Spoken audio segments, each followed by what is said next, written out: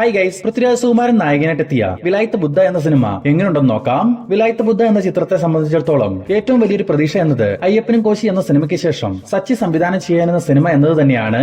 Double Mohanan, Bhaskaran മാഷി എന്നീ രണ്ട് കഥാപാത്രങ്ങളെ കേന്ദ്രീകരിച്ചാണ് ഈ ഒരു ചിത്രം മുന്നോട്ട് പോകുന്നത്.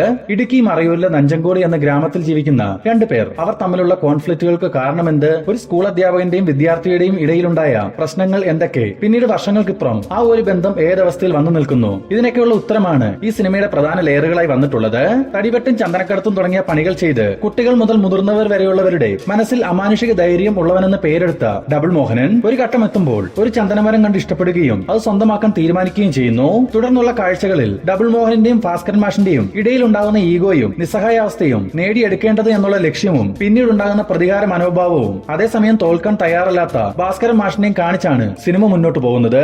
ഈ പറഞ്ഞ കാര്യങ്ങളൊക്കെ സിനിമയുടെ ട്രെയിലറിൽ കാണിക്കുന്നുണ്ടെങ്കിൽ പോലും ഇവരുടെ രണ്ടുപേരുടെയും ഇമോഷൻസ് കൃത്യമായി പ്രസ്താവിച്ചു വെച്ചിരിക്കുന്ന തിരക്കഥ തന്നെയാണ് സിനിമയുടെ നെടുന്തൂണ്.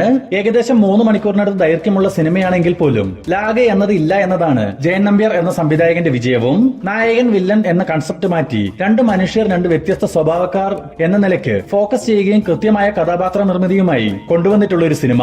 പ്രകടനത്തിൽ ഡബിൾ മോഹനും ഭാസ്കരൻ മാഷും മത്സരിക്കുന്നുണ്ടെങ്കിൽ പോലും ഒരുപടി മുന്നിൽ നിൽക്കുന്നത് ഷമ്മിത്രകൻ അവതരിപ്പിച്ച ഭാസ്കരൻ മാഷിന്റെ കഥാപാത്രം തന്നെ.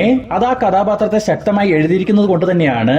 മനുഷ്യത്വമുള്ള, സത്യസന്ധനായ, സഹജീവികളോട് സ്നേഹവും ബഹുമാനവുമുള്ള, എങ്കിൽ പോലും തന്റെ മരണത്തോടൊപ്പം സഫലമാക്കേണ്ട ഒരു ആഗ്രഹം കൊണ്ടു നടക്കുന്ന ഭാസ്കരൻ മാഷ് ഓരോ ഘട്ടത്തിലും ഭാസ്കരൻ മാഷിന്റെ ജീവിതത്തിൽ ഉണ്ടാകുന്ന പ്രശ്നങ്ങളെയും അദ്ദേഹത്തിനുണ്ടാകുന്ന മാറ്റങ്ങളെയും ഒക്കെ ഷമ്മിത്രകൻ മനോഹരമായി തന്നെ സിനിമയിലുടനീളം അവതരിപ്പിച്ചിട്ടുണ്ട്. കട്ടയ്ക്ക് തന്നെ പൃഥ്വിരാജിന്റെ ഡബിൾ മോഹനൻ എന്ന കഥാപാത്രവും പിടിച്ചു നിൽക്കുന്നുമുണ്ട്. തന്റെ വലയം, തന്റെ സ്വാധീനം ഇതെല്ലാം സമ്മാനിച്ച ഹുങ്ക് തുടങ്ങി ഡബിൾ മോഹനായി മികച്ചൊരു പെർഫോമൻസ് ആണ് പൃഥ്വിരാജും കാഴ്ചവെച്ചിരിക്കുന്നത്. ഇവർക്ക് പുറമെ ചിത്രത്തിലെത്തിയിട്ടുള്ള പ്രിയംവദ കൃഷ്ണൻ, രാജശ്രീ, അനുമോഹൻ, സുരാജ് വെഞ്ഞാറമൂട്, വിനോദ് തോമസ് തുടങ്ങി എല്ലാവർക്കും തന്നെ ശക്തമായ പ്രകടനങ്ങൾ കാഴ്ചവെക്കാനുള്ള ഒരു സ്പേസ് സിനിമയിലുണ്ട്. അതെല്ലാം തന്നെ അവർ കൃത്യമായി ഉപയോഗിച്ചിട്ടുമുണ്ട്. പ്രത്യേകിച്ച് പ്രിയംവദ കൃഷ്ണൻ അവതരിപ്പിക്കുന്ന കഥാപാത്രത്തിന്റെ പ്രണയവും അതിലൂടെ അവർ ആഗ്രഹിക്കുന്ന ചില കാര്യങ്ങൾ അതെങ്ങനെ നേടിയെടുക്കണം എന്നതിനു വേണ്ടി ചെയ്യുന്ന കാര്യങ്ങൾ ഉൾപ്പെടെ മികച്ച പെർഫോമൻസുകൾ നമുക്ക് സിനിമയിലുടനീളം കാണാനാവും. GR ഇന്ദുഗോപന്റെ ഇതേ പേരുള്ള നോവലിനെ ആസ്പദമാക്കിയാണ് സിനിമ എടുത്തിരിക്കുന്നതെങ്കിൽ പോലും ഒരു നോവലിനേക്കാൾ ഉപരി കഥയ്ക്ക് കോട്ടം വരാതെ ഇതൊരു കൊമേഴ്ഷ്യൽ സിനിമയായി എങ്ങനെ ഒരുക്കാമെന്നതിനുള്ള ഏറ്റവും വലിയ ഉദാഹരണമാണ് വിലായത്ത് ബുദ്ധ. കാന്താര പോലുള്ള സിനിമകൾക്ക് ക്യാമറ ഒരുക്കിയിട്ടുള്ള അരവിന്ദ് എസ് കശ്യപ്പും രണദേവും ചേർന്നാണ് ചിത്രത്തിന് ക്യാമറ ഒരുക്കിയിട്ടുള്ളത്. കഥ നടക്കുന്ന പ്രദേശവും അതിന്റെ പെർഫെക്റ്റ് ആംബിയൻസും ഒക്കെ കൃത്യമായി കൊണ്ടുവന്നതിൽ ക്യാമറ വർക്ക് നൽകിയിരിക്കുന്ന ഡോമിനേഷൻ എടുത്തു തന്നെ പറയണം. അതുപോലെ തന്നെ ജെയ്ക്സ് ബിജോയുടെ മ്യൂസിക് ആണ് സിനിമയുടെ മറ്റൊരു നട്ടെല്ല്. പല സിറ്റുവേഷനിലും നമുക്കത് പ്രത്യേകം എടുത്തു തോന്നിപ്പിക്കുന്ന രീതിയിൽ ഒരു കിടിലൻ വർക്കാണ് ജെയ്ക്സ് ബിജോയ് ചെയ്തിട്ടുള്ളത്.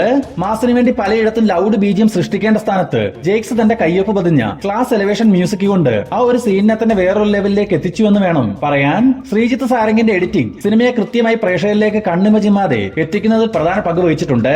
ഒരു ചെറിയ സംഭവത്തെ ഡെവലപ്പ് ചെയ്ത് അതിന്റെ സാധ്യതകളെയൊക്കെ മാക്സിമം കൊണ്ടുവന്ന് മേക്ക് ചെയ്തെടുക്കുന്നതിൽ ഇന്ദുഗോപൻ എന്ന എഴുത്തുകാരനും ജയൻ നമ്പ്യാർ എന്ന സംവിധായകനും എടുത്തിട്ടുള്ള ഹാർഡ് വർക്ക് നമുക്ക് ഈ സിനിമയിലുടനീളം കാണാനാവും. ഒരു ഈഗോ ഒരു മനുഷ്യന്റെ ജീവിതത്തിൽ ബാധിക്കുന്നു എന്നത് രസകരമായി പറഞ്ഞു തരാൻ സാധിക്കുന്നു എന്നതിന്റെ ഉത്തമ ഉദാഹരണമാണ് വിലായത്ത് ബുദ്ധ എന്ന ഈ സിനിമ. തീർച്ചയായും തിയേറ്ററിൽ തന്നെ കാണേണ്ട ഒരു വിഷ്വൽ ട്രീറ്റിനൊപ്പം തന്നെ മനോഹരമായ കഥ പറയുന്ന സിനിമ കൂടിയാണ് ഈ ചിത്രം. സിനിമ കണ്ടിട്ടുള്ളവരുണ്ടെങ്കിൽ നിങ്ങളുടെ അഭിപ്രായങ്ങൾ കമന്റ് ബോക്സിൽ രേഖപ്പെടുത്തുമെന്ന് കരുതുന്നു.